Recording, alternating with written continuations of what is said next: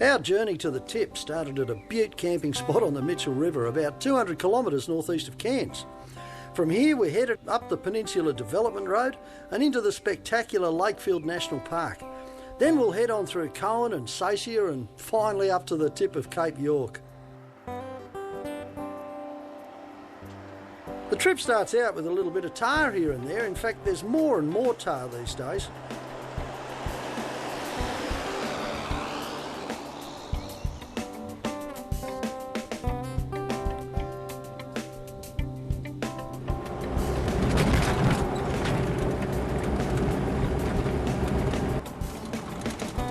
Not far into the trip and the dirt and the corrugations have started. But this road's not in bad condition and you tend to see, you know, a fair few caravans and campers and whatnot up here these days. More and more of it's sealed too.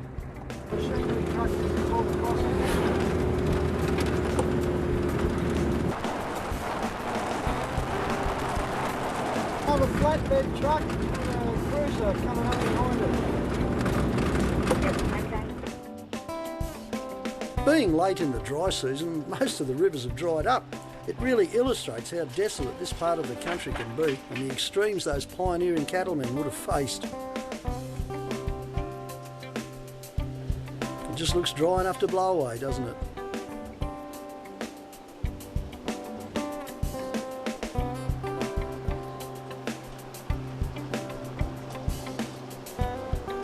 Just outside of Laura is the southern end of Lakefield National Park and the old Laura Homestead. It's about 350 k's from Cairns by now, but anyone travelling up to the tip really should stop and have a look at the park and the old homestead.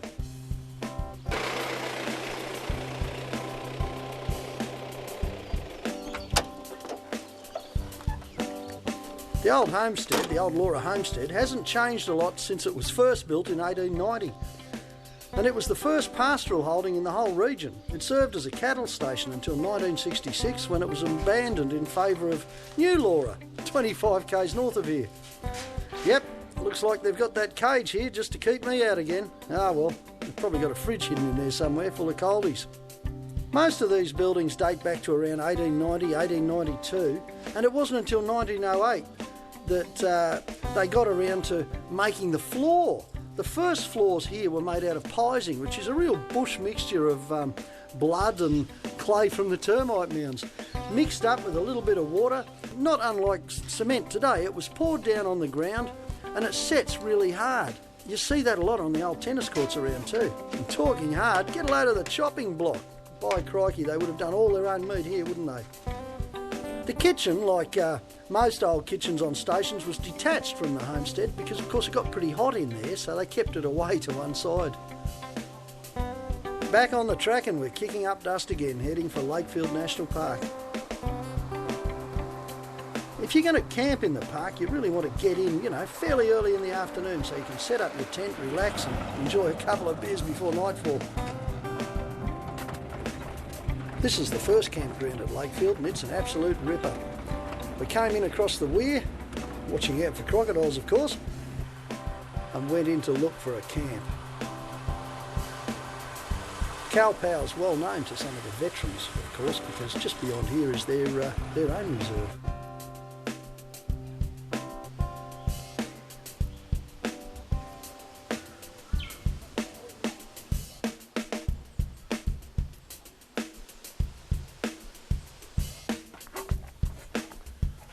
This is Cowpow Camping Ground. It is really a top spot. It's on the Northern Kennedy River. Glorious stretch of water through here, nice and wide. And some great camping spots, there really are. But if you think the towel and the soap means I'm going for a swim down there in the river, forget it, because this is where that fisherman was taken by a crocodile not that long ago. And there's no way I want any part of that, or I don't want any crocodile to have a part of me either. So I'm going to go and have a shower instead.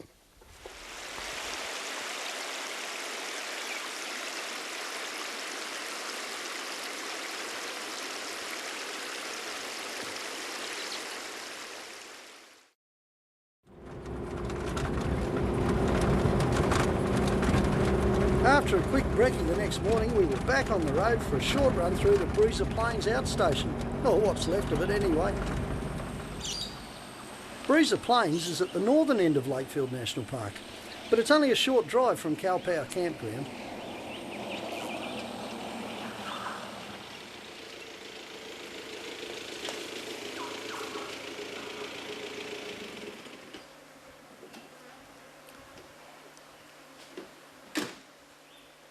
Breza Plains Station, or outstation, is another one of those deserted old places that endured the early days of Cape York settlement. Interesting thing about this place is that it used to be used to breed horses for the Palmer River goldfields. And then after the decline of the gold rush, Breza was used as a mustering outstation and a stopover point for the early pack horse mail on the road to Coen. Nowadays there's still a few remnants of buildings and whatnot, and lots of 100-year-old mango trees beside a lily-filled lagoon. It looks like great crocodile habitat too.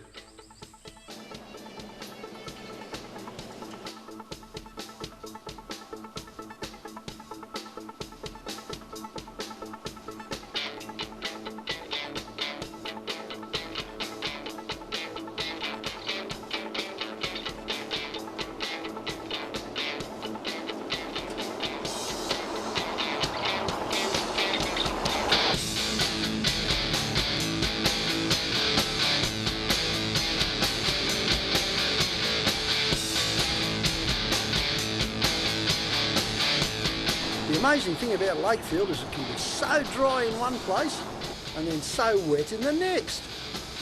You really want to be here in the dry season to make sure you get through though.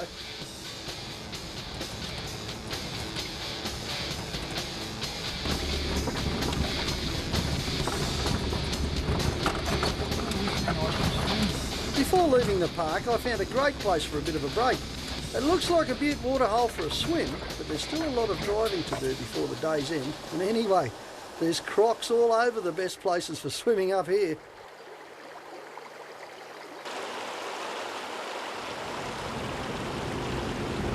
Oh, Struth, you don't see this all the time up the Cape, do you?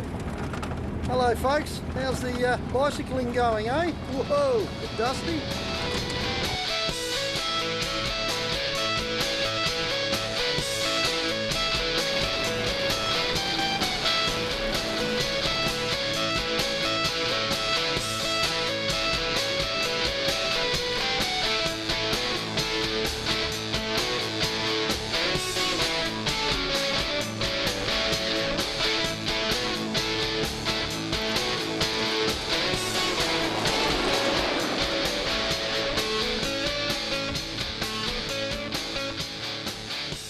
Saltwater Creek is at the northern end of Lakefield, and it's the last bit of running water you'll see for a while.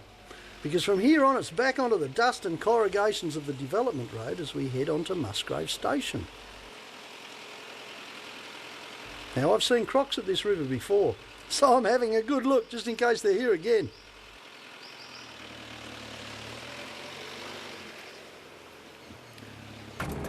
After our stop at Musgrave Station, it's back on the development road for the dusty 110k run up to Coen. The road conditions are pretty good these days though, because there's a lot more traffic using the track, and that means the roads guys are, keeping a closer eye on it, grading it more often. You can still get unlucky though with the big patches of bull dust that hide big corrugations and big dips in the road, so, keep your eyes open. Coen's the heart of the Cape really. It's geographically pretty much in the middle, and this is where you can get fuel and food and accommodation. It's a good place to stop for lunch too. It's a beautiful little camping spot just outside of Coen too. And this was the big surprise for me, of course. Every time I come up here there's more tar, but it's still not tarred around Archer River, is it? It will be one day, I guess.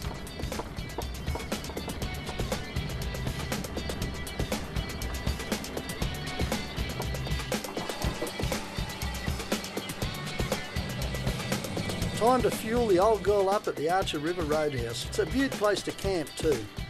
The river's just down the bottom there, just a short walk away. You don't want to forget to do your daily checks up here, that's for sure.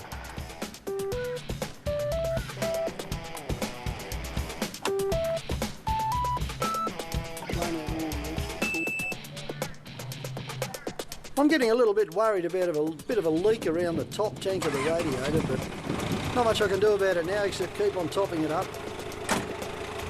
It's just a vibration crack anyway, I think.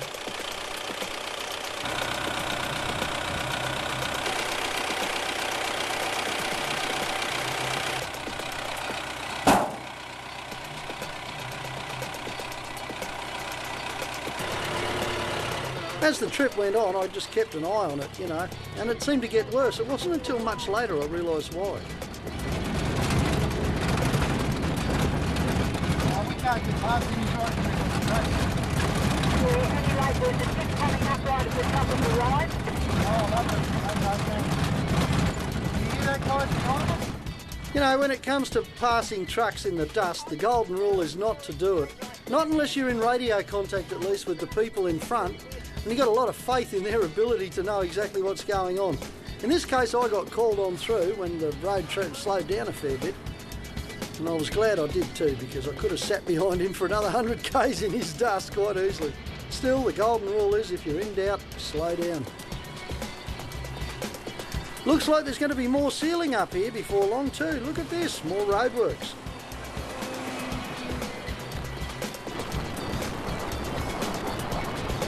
I guess it's the increase in mining activity too, you know, up around Weeper at the moment. I went, whoops, look at that mining truck.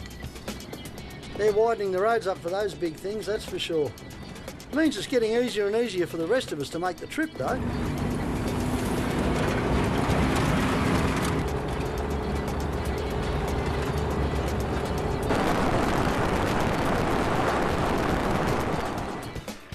We took the left track towards Maluna, or towards Weeper really.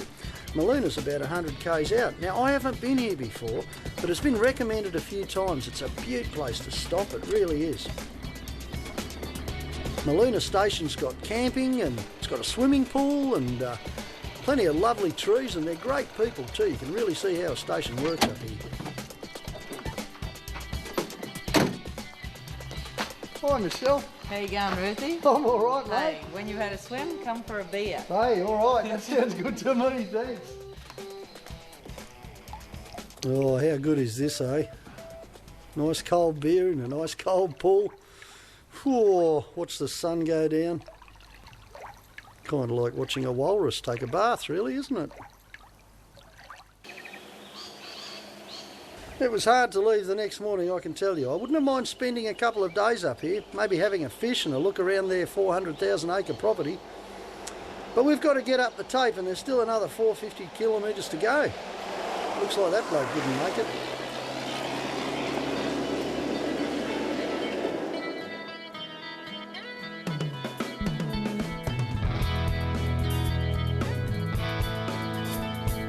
Now, before heading straight to the tip, I wanted to make another little trip down to Captain Billy Landing.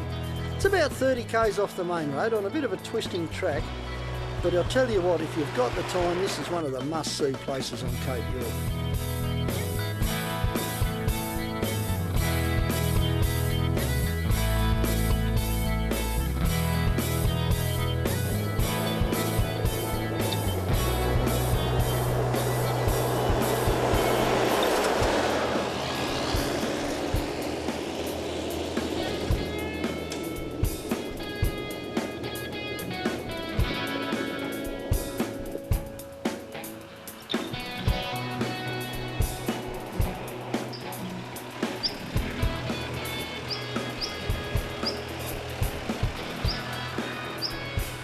Not that long ago we were crossing the river in punts and on buckets and all sorts of things, splashing through it for the most part.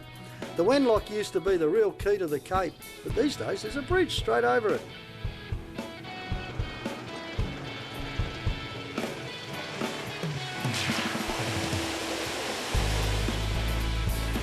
Looks like there's been a bit of rain here before, doesn't it?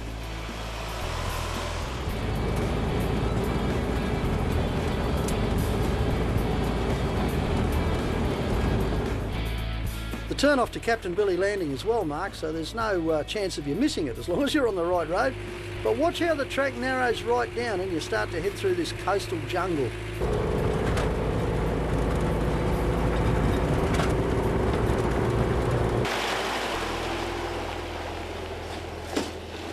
I'll tell you what though, this spectacular stretch of coast is a sight for sore eyes after several days of driving through dry and arid country. After all that dust, get a load of this.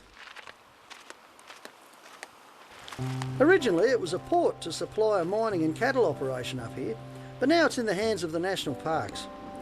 And there's a small campground down there with simple facilities and an ocean full of fish. I guess it makes it the perfect place to spend a few nights. I'd like to bring the handbrake up here sometime. She'd make good bait.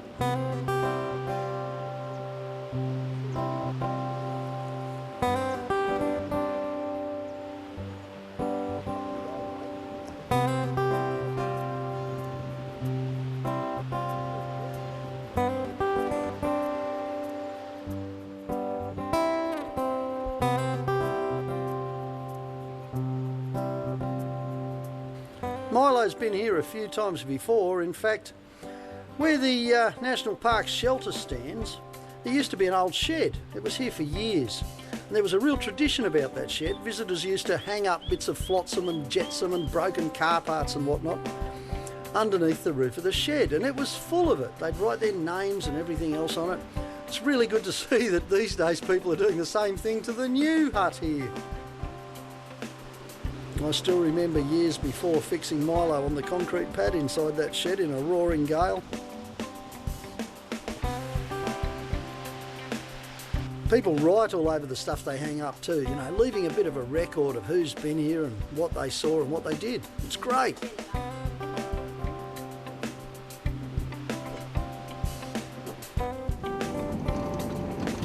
Back on the track, and it's not long before we pop back out onto the development road. Beaut place for a swim and for a bit of lunch though, the old Captain Billy's. I'd recommend it any time.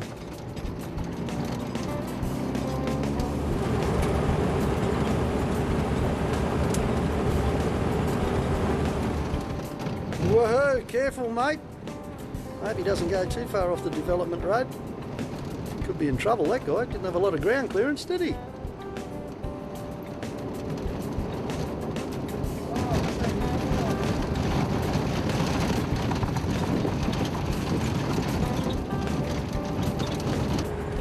Yep, there's only one way to fix all the corrugation noise in an old truck, and that's to wear your earmuffs.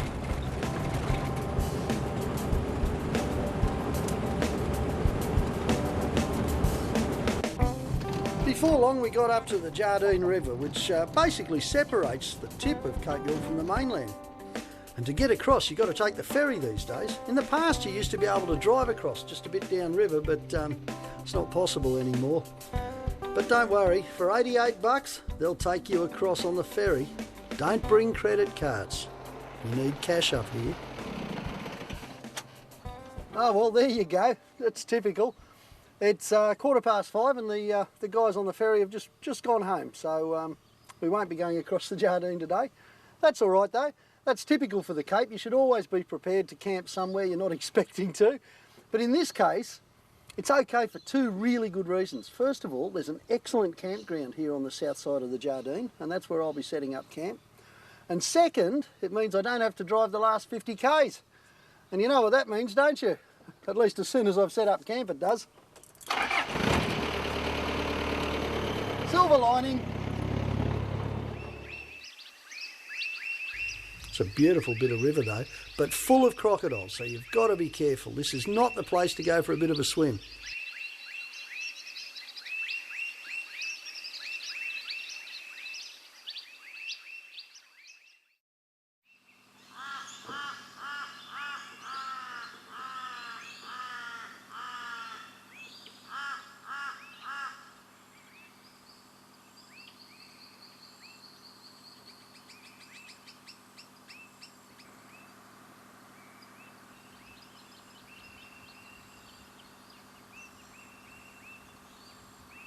You know, next morning, walking around and having a look at the place, it's just overwhelming, the peace that you get up here at the tip. And then guess what I found out? The ferry wasn't running. It had a bit of a clutch problem or something. Good thing we had the recovery gear along though. We could use Milo to pull it across.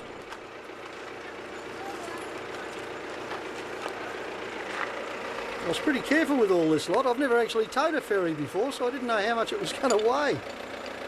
It's good gear, this stuff.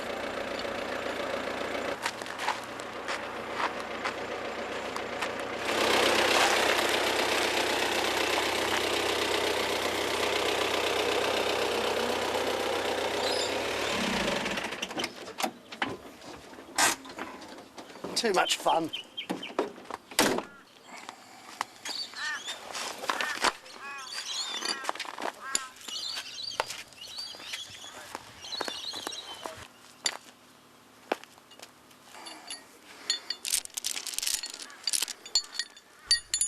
Now they usually use a chain on the ferry from one side to the other because the locals all use it as a bit of a punt even when it's not running.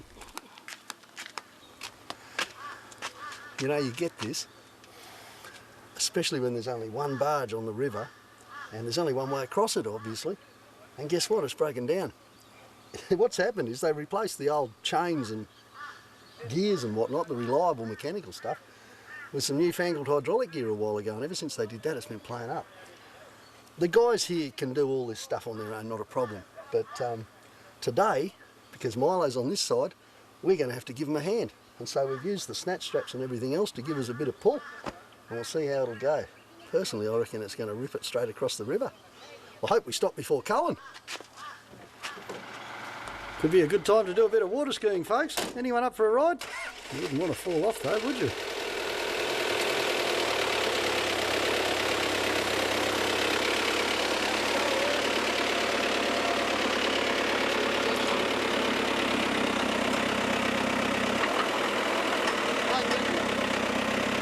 Come on, Milo, you can do it.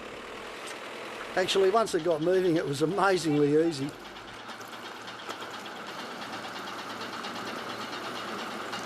I think the boys are a bit worried I'm not going to stop here.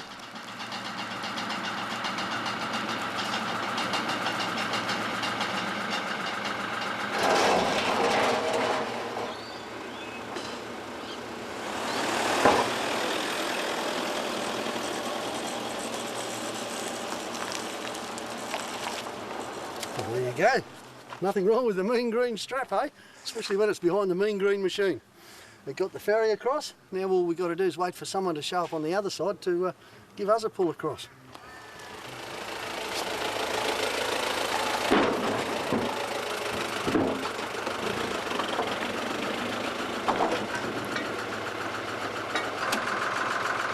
It wasn't long before we're on the barge and heading over to the other side of the river.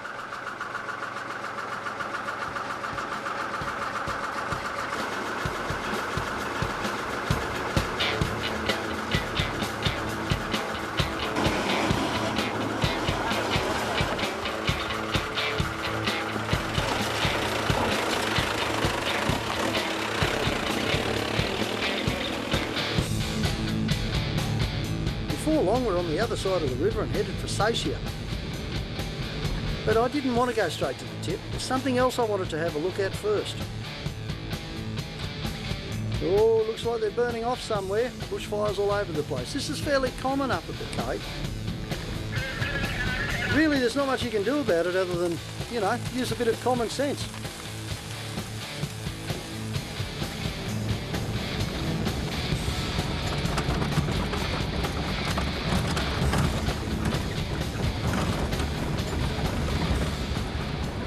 During World War II, the Americans had bases all over the place, right through the tip of Cape York.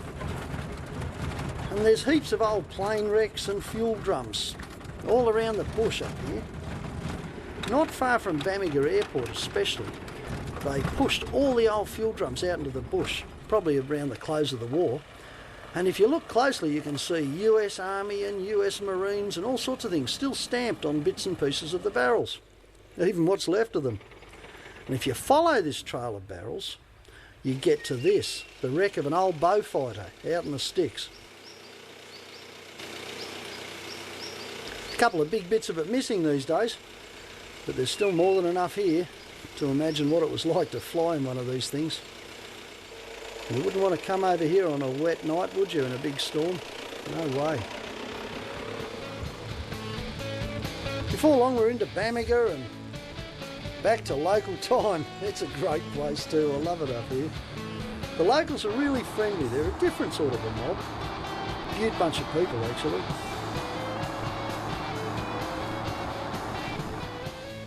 From Bamaga it's only 35 k's to the tip, and it's really scenic too. Lots of big trees and bits of rainforest and all sorts of stuff.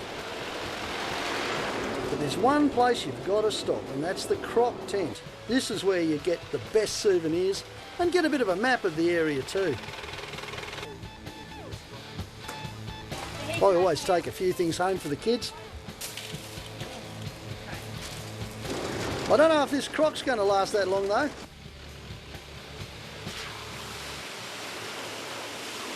The final stretch of road's got a few small creek crossings as you drive through really dense forest, and I reckon it really sets the mood for your arrival at the tip.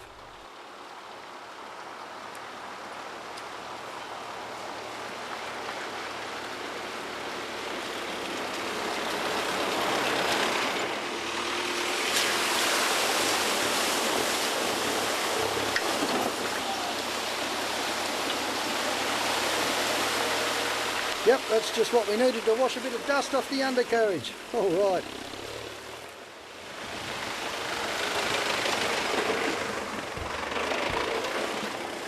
Ah, finally made it. You beauty.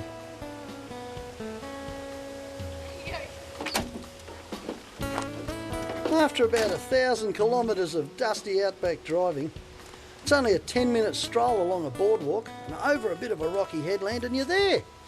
Make sure you take a bottle of water though, because it gets really hot up here, and you'll probably want to stay at the tip for a while, enjoy the views and take a few photos, probably meet a few people up there too. It's a great place. Now a smart man would have his little 6-pack esky along here, wouldn't he? Hey, you know, with a bit of lunch or something in it.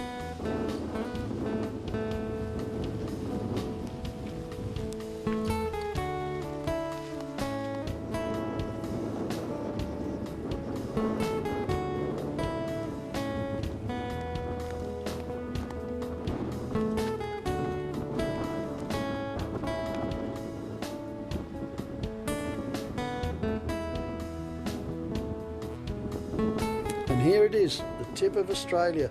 This is what it's all about. It's a magic place.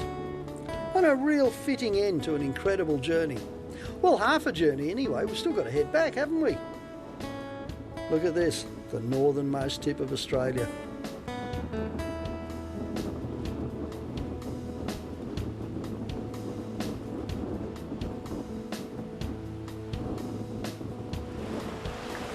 Awesome. This is what it's all about. The northernmost tip of Australia. It's somewhere every Australian should sort of be proud to come at some stage. And I think the best thing about it is that if you got here by a 4-wheel drive, you saw an awful lot of Australia just getting here. It's a real achievement. It's something everyone should be proud of, and I think everyone should at least once or twice try and get their kids up here. And then of course you've got the southernmost tip, the easternmost and the westernmost. Well, this is where we're going to finish part 1 of the DVD. And you know what? All I can think about is all the great tracks we're going to do on the way back home.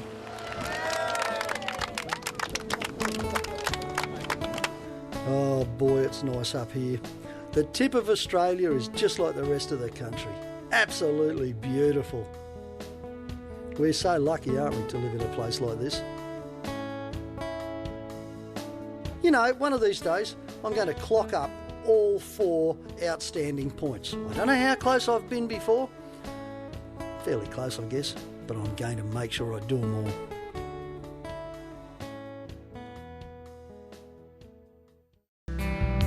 Well, it's about time I showed you this recipe. We've got our pork mince here. Now don't forget, pork mince is really good for lots of things. Add a bit of beef mince, pork and beef mince together, and it's really nice, makes great rissoles and things like that. But in this instance, we'll just use the pork mince, mostly because somebody left the beef mince at home, and we'll add an egg.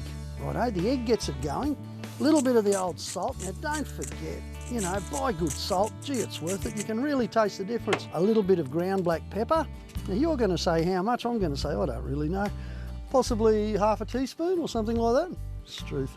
Doesn't really matter as long as there's some in there. A little bit of curry powder. Well, there we go. Curry powder just colours things nicely, doesn't it? And here is the important ingredient, oyster sauce. For some reason, oyster sauce makes almost any sort of meat taste fantastic. So you can bet I use it a lot.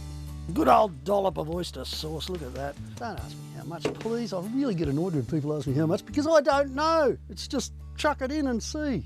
I'm going to put a few crumbs in at this stage just to stiffen the mixture up. And there we go. Here's the fun part. This is the bit the kids love. Getting in and going for it. Look at that. I much prefer cooking to gardening. Having said that, I really do think cooking and making concrete are fairly closely related. Not real good with concrete. Some people say I'm not real good with cooking. Now we've got our mixture nicely mixed together. Actually smells good too. I think that's the egg and the oyster sauce working together. Okay, here we go.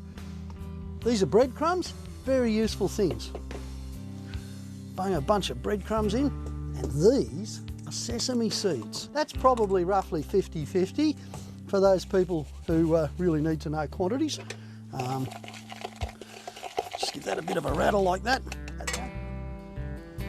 Let that build up a bit of heat. It's funny, isn't it? You know, flies never land in a hot pan of oil, do they? Everywhere else, but not the hot pan of oil. Maybe they do have a brain.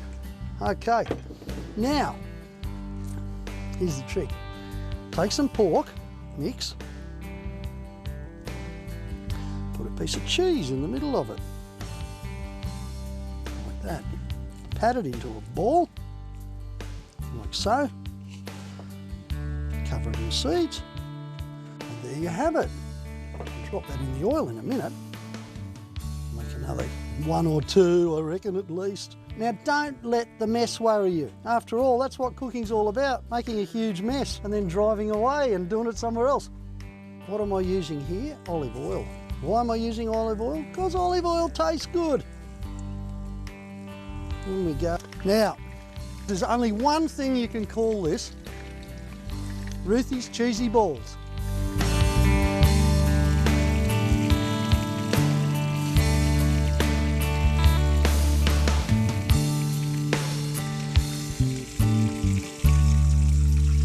There we go. Paper will just take some of the extra oil off for us. Now you remember, when you're cooking these for your kids or wife or family or whatever, don't call them Roothy's cheesy balls, because you won't get the silence treatment. You just won't get anyone eating them. They look pretty good, don't they? You bet they do. Tomato sauce or sweet chilli, it's your choice, but a little bit of sauce goes a long way with a meatball, especially one of these cheesy balls. Cheers. Oh, done it again. Who says I can't bait a rabbit trap? Hey Trev, you want to try one of my cheesy balls?